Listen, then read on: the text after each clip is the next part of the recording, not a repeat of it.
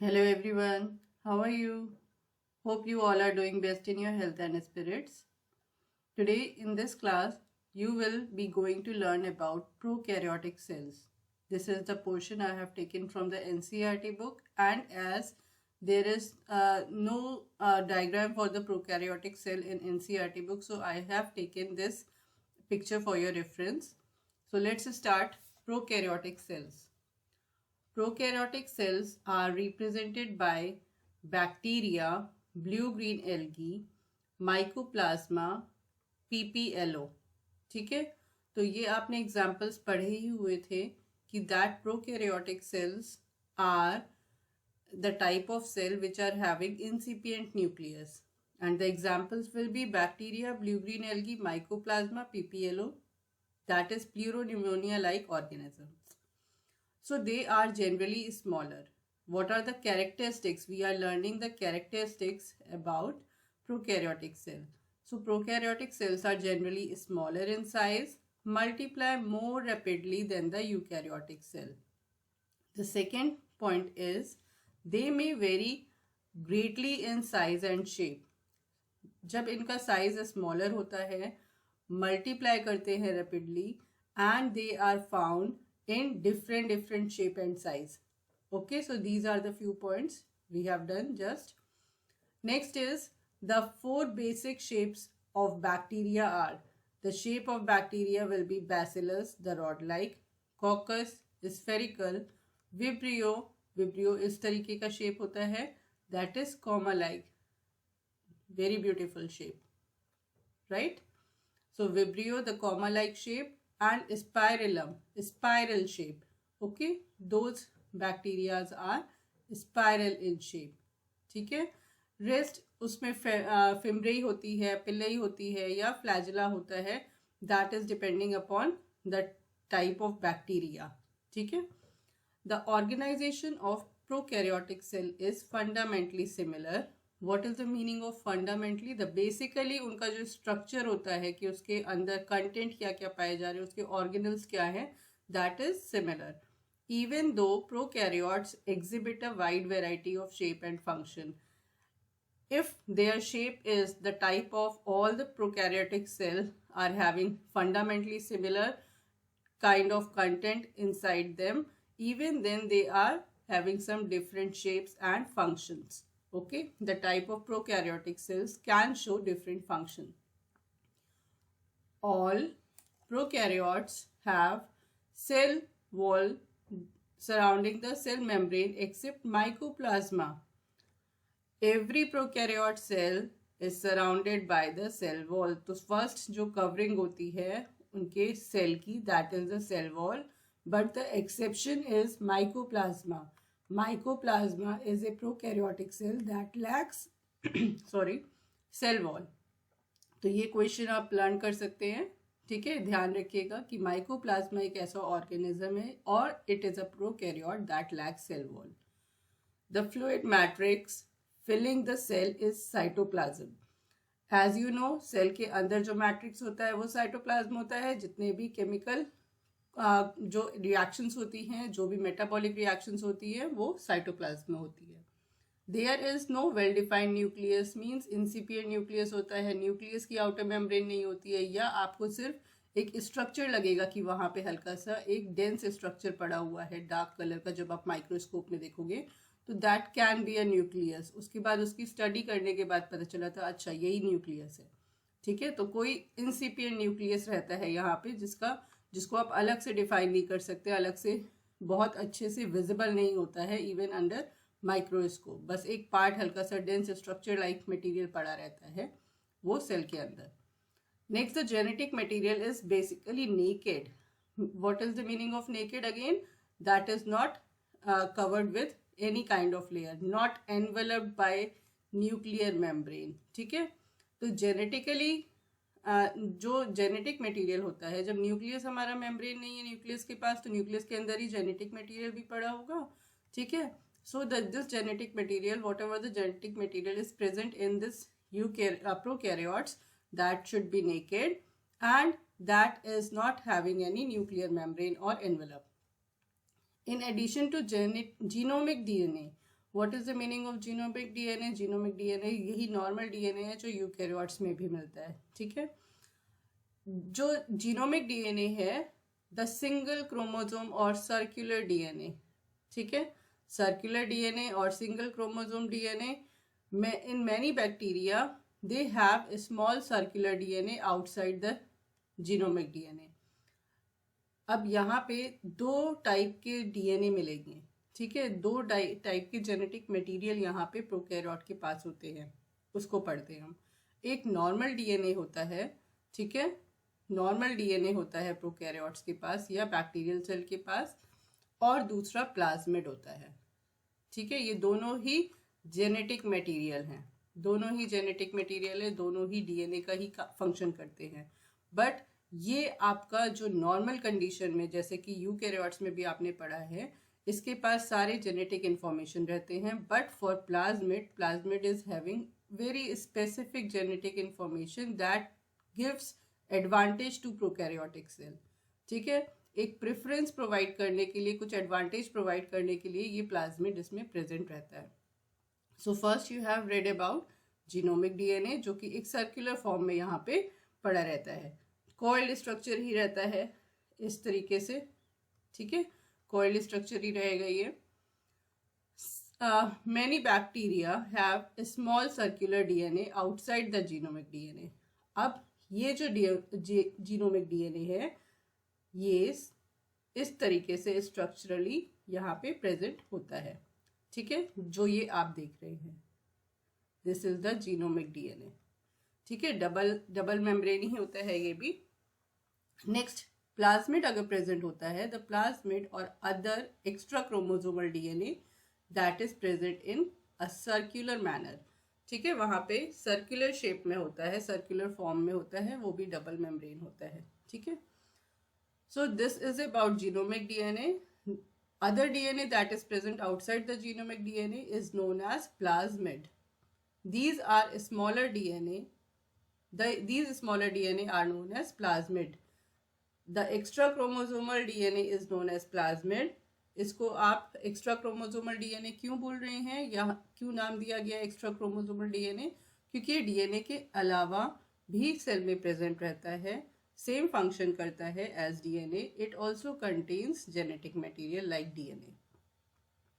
The plasmid DNA contains certain unique phenotypic character.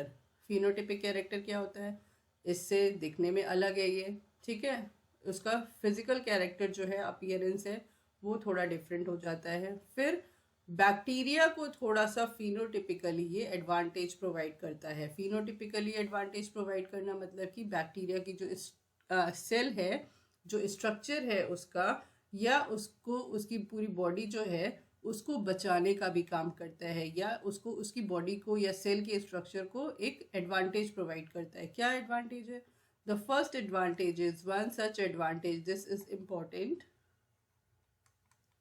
The first advantage why plasmid is present there, the plasmid provides the unique phenotypic character to the cell. That character is, it is providing resistance to antibiotics. ठीक है, ये antibiotic resistance provide करता है bacterial cell को. In higher class you will learn that plasmid DNA is, ये second इसका function है plasmid का. अब second function is that you will learn in higher class. DNA is used to monitor bacterial transformation. ये bacterial transformation क्या है? मतलब एक सेल को दूसरे सेल में, या एक प्लाज्मिड को दूसरे प्लाज्मिड में ट्रांसफर करना, या जेनेटिक मटेरियल को दूसरे सेल में ट्रांसफर करना. There are many different kind of process that is known as transformation, जो कि बायोटेक्नोलॉजी का पार्ट है. DNA is used to monitor bacterial transformation with foreign DNA. Foreign DNA means जो body में इंसर्ट किया जा रहा है, बैक्टीरियल सेल में इंसर्ट किया जा रहा है, कोई दूसरे सेल से लिया हुआ डीएनए है ये, ठीक है. This is all about biotechnology. Next, nuclear membrane is found in eukaryotes. यहाँ पे आपने प्रोकैरियोट्स तो पढ़ लिया, अब थोड़ा सा पार्ट यहाँ पे प्रोकैरियोट्स और यूकैरियोट्स के कंपैरिजन में भी दिया हुआ है. No nuclear membrane is found in eukaryotes. No organelles like The one in eukaryote are found in prokaryote cell except ribosome. जो ऑर्गेनल्स होते हैं यूकैरियोट्स में वो बहुत सारे इसमें नहीं प्रेजेंट होते हैं. ठीक है, there are many organelles that are present in eukaryotes but absent in prokaryotes. But one organelle, that is ribosome, is present in both kind of the cell. Next, prokaryotes have something unique in form of inclusions. अब इनकी जो cell होती है, cell के अंदर ही जो cell membrane होती है, सेल मेम्ब्रेन के साथ कुछ इंक्लूजन्स इस तरीके से मिलते हैं. आगे आपको डायग्राम में शो करूंगी. That is known as mesosome. जो सेल मेम्ब्रेन होती है वही इनफोल्ड हो जाती है and that will show some different kind of structure inside the cell that is known as mesosome. ठीक है, a specialized differentiated form of cell membrane called mesosome is a characteristic of prokaryote that is present in only prokaryotes. यहाँ पे आप ये जो structure देख रहे हैं सेल मेम्ब्रेन का इनसाइड जो इंसर्ट हो गया है या इंक्लूजन है, that is not, this is a eukaryotic cell है ना, दिस इज नॉट मेसोजोम. ये दूसरा ऑर्गेनल है, दूसरा कुछ पोर्शन है जो आप यूकैरियोट में पढ़ेंगे. This is another part. ये जो इंक्लूड हो रहा है या इंक्लूजन शो कर रहा है, इससे दूसरी चीज बन रही है उसमें, not mesosome. Mesosome is a characteristics of prokaryote. अब ये मेसोजोम का फंक्शन क्या होता है ये भी हम आगे पढ़ेंगे.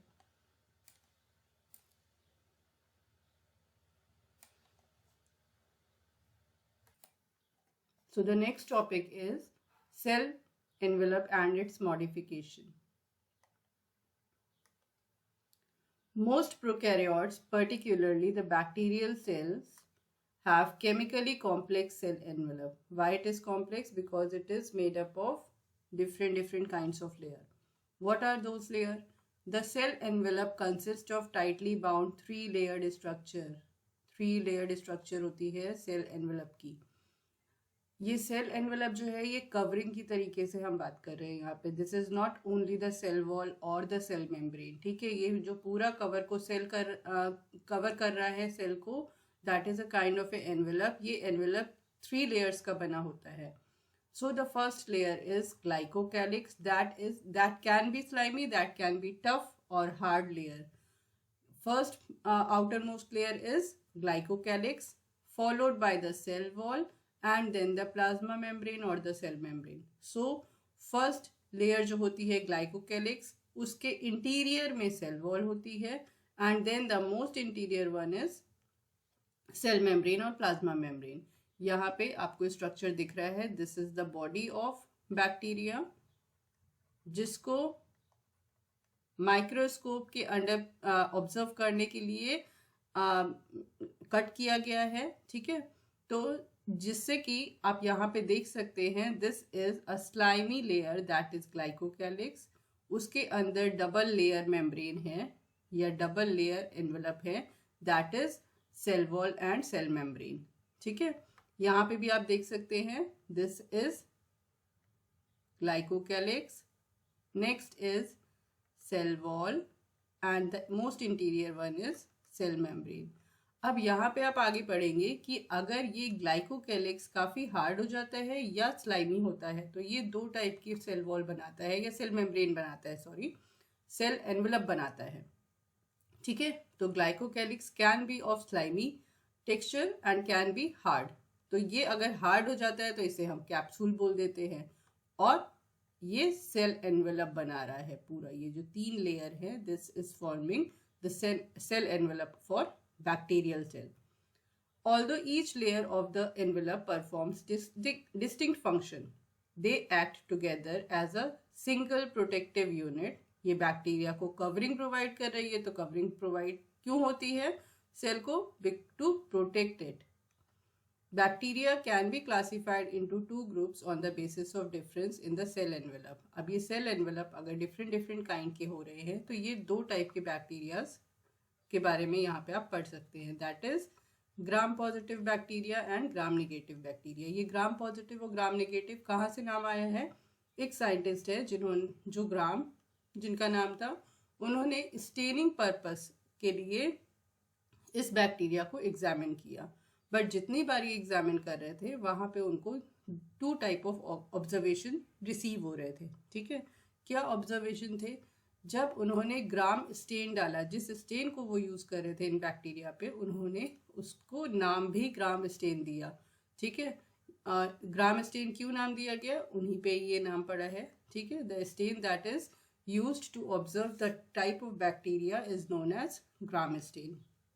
तो जब ग्राम स्टेन, जिस bacteria, those bacteria that take up the Gram stain, मतलब वो स्टेनिंग प्रोसेस में अपना कुछ कलर डिफ्रेंसिएशन शो करते हैं, कुछ कलर ऑप्ट कर लेते हैं, डिफरेंट कलर में ऑब्जर्वेशन होता है उनका, तो उन्हें ग्राम पॉजिटिव बैक्टीरिया बोला जाता है। And they the one who does not show any colour changes that are known as Gram negative bacteria. इस स्टेन की वजह से आपने पढ़ा भी होगा, जब आप पहले की क्लासेस में आपने देखा होगा कि जब आप सेल को ऑब्जर्व कर रहे हैं माइक्रोस्कोप के नीचे, तो उसमें कुछ स्टेनिंग करते हैं, कुछ कलरफुल लिक्विड उसके अंदर डालते हैं, those are known as stains. ठीक है, ये स्टेन जनरली आपको आपके लैब में ही मिलेगा।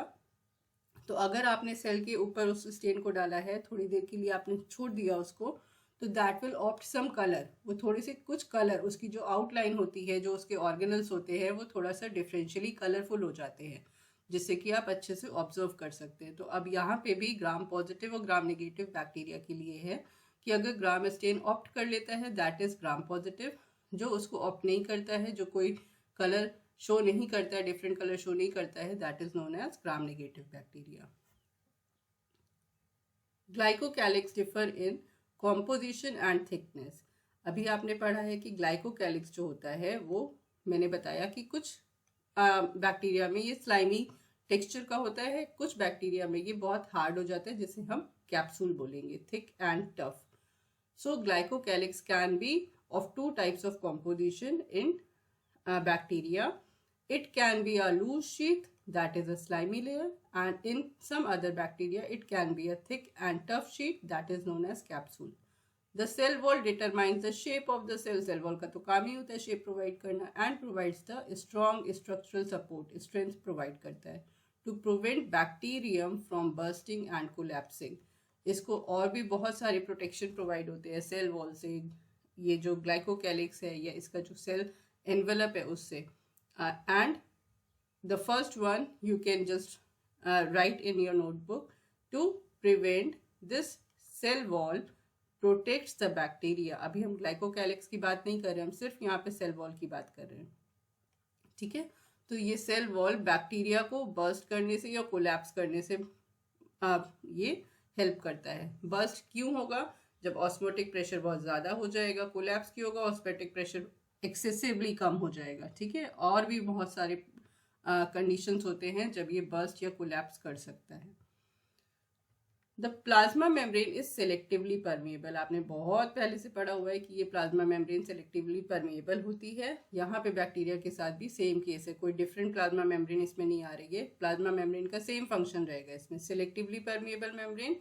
बहुत सारे जो एलिमेंट्स होते हैं, मटेरियल्स होते हैं, उनको सेलेक्ट करती है कि कौन से एलिमेंट्स सेल के बाहर जाने हैं, साइटोप्लाज्म के बाहर जाने हैं, सेल मेम्ब्रेन के बाहर सिक्रीट होने हैं, या किसको इसको अंदर ऑप्ट करना है। ठीक है, and interacts the outside world. ठीक है, तो ये फंक्शन हो गया प्लाज्मा मेम्ब्रेन का कि ये इंटरैक्शन रहता है आउटसाइड वर्ल्ड से, कि कौन से एलिमेंट को लेना है, किस तरीके से बिहेव करना है, सेल वॉल कैसे इसको प्रोटेक्ट करेगी आउटसाइड एनवायरनमेंट से। This membrane is similar structurally to that of eukaryote. ये प्लाज्मा मेम्ब्रेन सेम होती है। तो बहुत सारी इंपॉर्टेंट चीज़ें आप पढ़ रहे हैं। Plasma membrane is as same as eukaryotes. Prokaryotic plasma membrane is similar than that of prokaryotes and eukaryotes.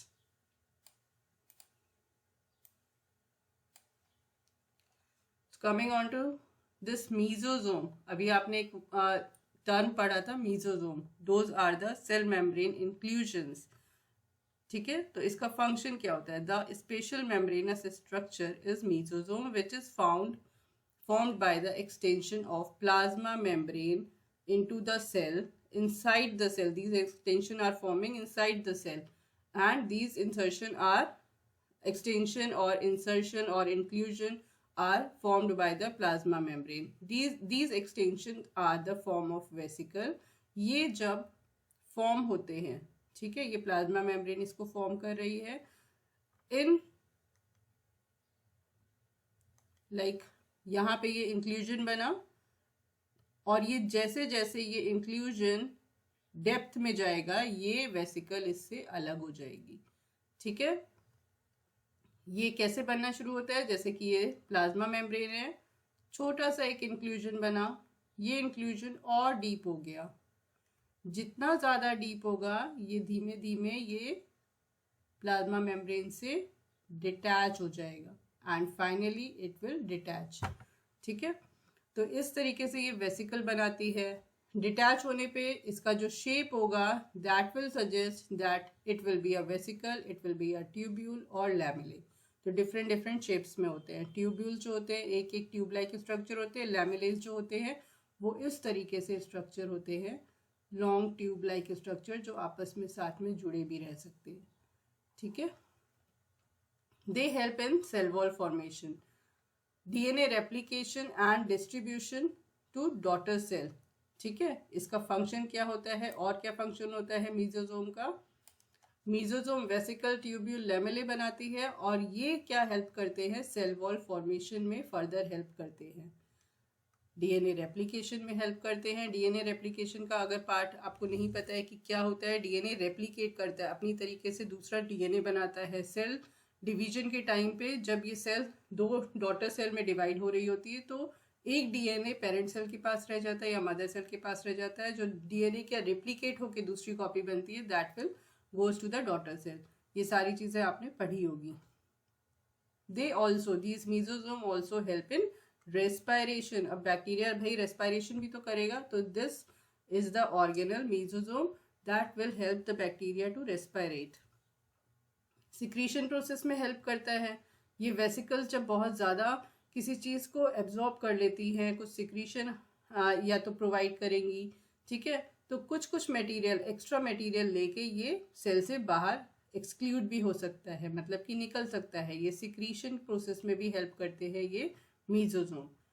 To increase the surface area of plasma membrane and enzymatic content. अब यहाँ पे आपने बहुत सारे फंक्शन इसके पढ़े, फिर से एक बार देख लेते हैं कि क्या क्या फंक्शन होते हैं इसके मीजोजोम के। First, these are the extension और inclusion formed by the plasma membrane, ठीक है। वेसिकल्स बनाते हैं, ट्यूब्यूल्स बनाते हैं, लैमेली बनाते हैं। How they are forming I told you. ये फर्दर सेल वॉल फॉर्मेशन में, डीएनए रेप्लिकेशन में एंड फर्दर सेल डिवीजन में भी हेल्प करते हैं।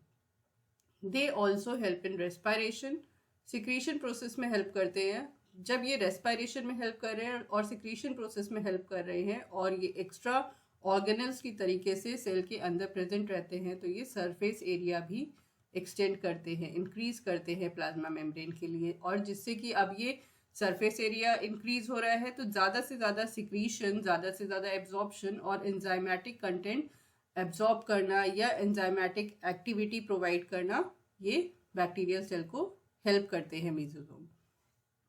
In some prokaryote like cyanobacteria, there are other membranous extension into the cytoplasm that are known as chromatophores. ये chromatophores क्या होते हैं? अब ये cyanobacteria क्या है? Cyanobacteria is blue green algae, आपने पढ़ा हुआ है, that is cyanobacteria, ठीक है। तो cyanobacteria क्या करता है? Cyanobacteria is a photosynthetic bacteria. Photosynthetic bacteria में ये क्रोमैटोफोर्स एक पिगमेंट्स को कंटेन करता है। क्रोमैटोफोर जो होता है ये सारे ही फोटोसिंथेटिक पिगमेंट, मतलब कि जो सोलर एनर्जी कैप्चर करके फूड बनाने में हेल्प करेंगे, वो क्रोमैटोफोर्स कंटेन करता है। कौन कौन से पिगमेंट्स होते हैं आपने पढ़ा हुआ है, दैट इज बैक्टीरियोक्लोरोफिल, बैक्टीरियोरोडोप्सिन, बैक्टीरियोविरिडिन, ठीक है। these are the pigments that are helping in photosynthesis. Next, coming on to this paragraph, bacterial cell may be motile, move कर सकती है या नहीं मूव कर सकती है, ठीक है। मोशन हो सकता है या उसमें नॉन मोशन शो करती है, मतलब कि वो मूव नहीं कर सकती है। ये मोबिलिटी या मोटिलिटी इसको कैसे प्रोवाइड होती है, इफ मोटाइल, अगर ये वन प्लेस से अनदर प्लेस मूव कर सकते हैं, they have thin filamentous extension from their cell wall known as flagella. अगर ये मूव कर सकते हैं तो इनके एक्सटेंशन इस तरीके से इनके पास मतलब कि प्रेजेंट है, hair like structure known as flagella, जो कि सेल वॉल से ही एक्सटेंड होते हैं। Bacteria show a range in number and arrangement of flagella. ये फ्लैजुला, इसमें बैक्टीरिया में एक भी हो सकता है, ठीक है, दो भी हो सकता है, और आपने देखा दो से ज्यादा भी हो सकते हैं, और इनके अरेंजमेंट डिफरेंट तरीके से होते हैं। ऐसा नहीं है कि एक ही एंड पे मिल रहा है, दोनों एंड पे भी मिल सकते हैं, ठीक है। इनका अरेंजमेंट डिफरेंट होता है फ्लैजुला का हर एक बैक्टीरियल सेल में, हर एक टाइप ऑफ बैक्टीरियल सेल में। Bacterial flagellum is composed of 3 part, filament, hook and basal body. For your reference I have given this diagram again here कि फ्लैजुलम क्या होता है। ये सेल वॉल है, ठीक है, यहाँ पे ये cell wall, cell membrane, glycocalyx, ये पूरा सेल एनवेलप दिया हुआ है। उसी के साथ ये फ्लैजुलम यहाँ से एक्सटेंड होता हुआ दिख रहा है आपको, तो ये बेसल बॉडी है। That is the motor of this flagellum. यहाँ पे ये फ्लेक्सिबल जॉइंट होता है जो मूव कर सकता है। ये फ्लैजुलम क्या करता है, ये मोबिलिटी अगर प्रोवाइड कर रहा है तो डायरेक्शन भी इस फ्लैजुलम के बीट होने पे, मतलब कि मूव होने पे वेव इसमें प्रोवाइड होती है, जिसकी वजह से इसको डायरेक्शन पता चलता है कि किस तरफ बैक्टीरियल सेल को मूव करना है। तो ये हुक होता है बेसल बॉडी के जस्ट नेक्स्ट में, जो कि इसको फ्लेक्सिबिलिटी प्रोवाइड करता है, फ्लेक्सिबल जॉइंट की तरीके से यहाँ पे प्रेजेंट होता है। Next is the main part, that is flagellum, जो प्रोपेल हो सकता है, ठीक है, मूव हो सकता है डायरेक्शन पता करने के लिए, डायरेक्शन प्रोवाइड करने के लिए सेल को। नेक्स्ट इज, यहाँ पे आप पढ़ लेते हैं कि क्या क्या और इस फ्लैजुला के बारे में है। The filament is the longest portion and extend from cell surface to outside. यहाँ पे आपको मैंने दिखाया कि यहाँ पे ये एक्सटेंशन की तरीके से अंदर से बाहर ये लॉन्गेस्ट हो सकता है, ठीक है। फ्लैजुलम लॉन्गेस्ट होता है, फिब्री या पिल्ली बहुत short hair like structures cell body पे प्रेजेंट होते हैं, बट दीज फ्लैजुलम और flagella are the longest portion, ठीक है। बिसाइड फ्लैजुला, अभी मैंने नाम लिया था पिलाई, इसको अलग अलग नेम से आप पिली, पिलाई, ठीक है, अलग अलग प्रोनाउंसिएशन होता है। पिलाई एंड फिम्ब्रेई, कहीं कहीं पे इसको अलग अलग नाम से दिया गया है, बट मैं आपको ये बता दूं दोनों एक ही नाम है, ठीक है। फिम्ब्रेई और pili are also surface structure of bacteria but do not play the role in motility. अब कहीं कहीं पे ये इस तरीके से छोटे छोटे हेयर लाइक स्ट्रक्चर आपको मिलेंगे, ठीक है, that is known as fimbriae or pillae, but these are not the locomotory organs. The pillae are elongated tubular structure made of special protein. ये flagella और pillae दोनों ही hair like structure होते हैं और ये प्रोटीन के बने होते हैं। These are present on the cell surface and these are made up of special protein. The fimbriae are small bristle like fibers sprouting out of the cell. So these pillae and fimbriae are the proteinaceous structure and these are the bristle like, small bristle like structure, just ऐसा लगेगा कि sprout निकल रहा है, sprouting out of the cell. आपने sprouts देखे हुए हैं जो सीरियल्स में से निकलते हैं, या आप ब्लैक ग्राम को अगर थोड़ा सा आप सोक करके रखोगे वाटर में तो उसमें से कुछ वाइट कलर का एक स्प्राउट निकलता है, ठीक है, द स्प्राउट्स। तो उसी तरीके से यहाँ पे ऐसा फील होता है, ऐसा शो होता है, माइक्रोस्कोप के नीचे ऑब्जर्व होता है कि ये स्प्राउटेड है, ठीक है। सो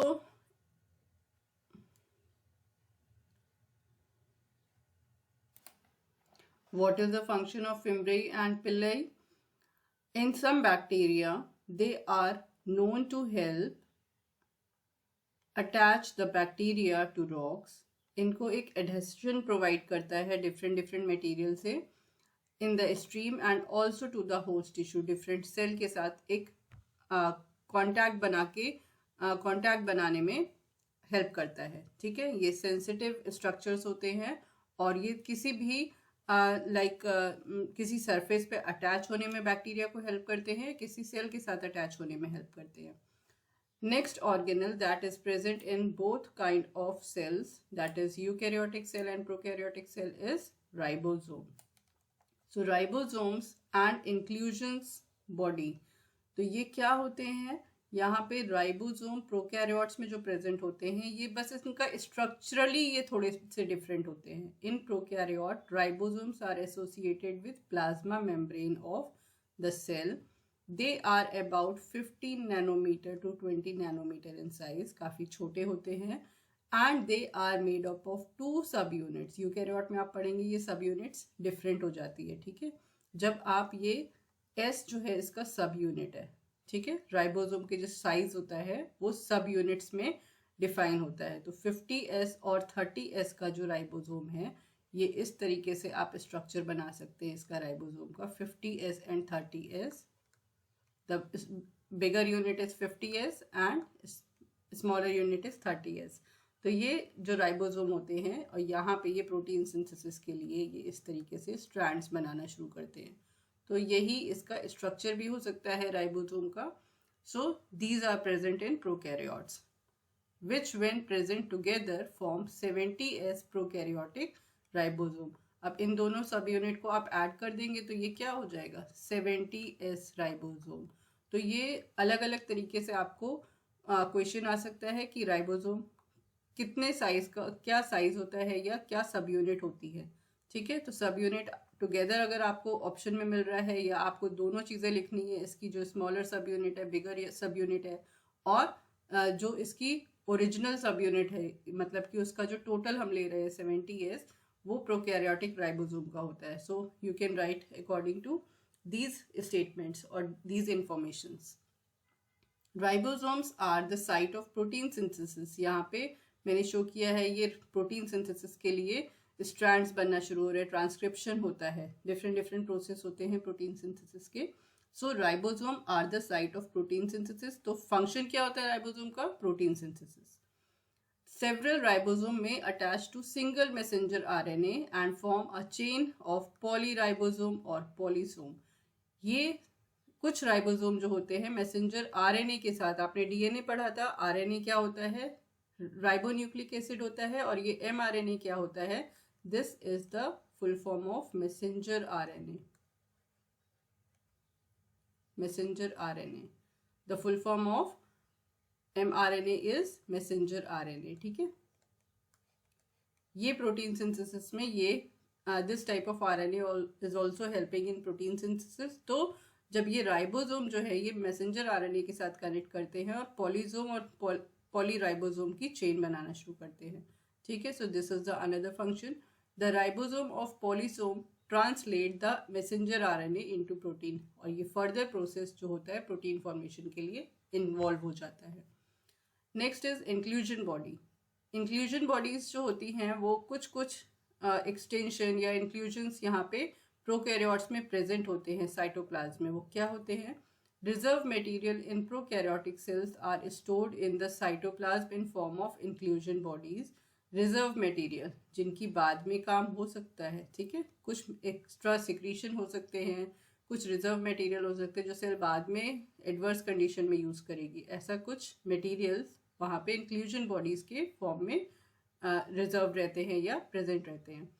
these are not bounded by any membrane system. ये इंक्लूजन बॉडी कोई मेम्ब्रेन सिस्टम प्रोवाइड नहीं करती है, या वहाँ पे कोई भी मेम्ब्रेनस स्ट्रक्चर नहीं है. ये inclusion body are non membranous structure and lie free in cytoplasm. Example: phosphate granules, cyanophycean granules, glycogen granules. ठीक है, ये 3 नाम आपको याद करने हैं. phosphate granules, cyanophycean granule and glycogen granule. These are the inclusion bodies. Those are the reserve material and that are present in cytoplasm in form of inclusion bodies. Next is gas vacuole. Are also found in blue-green algae and blue-green and purple algae, green photosynthetic bacteria. ये blue, green और purple जो bacteria होता है, sorry I have taken the name of algae, तो यहाँ पे blue, green and purple and green photosynthetic bacteria, ये सारे फोटोसिंथेटिक बैक्टीरिया के ही नाम हैं, ठीक है. तो ये फोटोसिंथेटिक बैक्टीरिया जो होते हैं उसमें गैस वैक्यूल्स भी प्रेजेंट होते हैं. So this is all about prokaryotes. We will meet in the next class. Hope you like this video and you will find this very much informative for you. Okay, take care. Bye bye.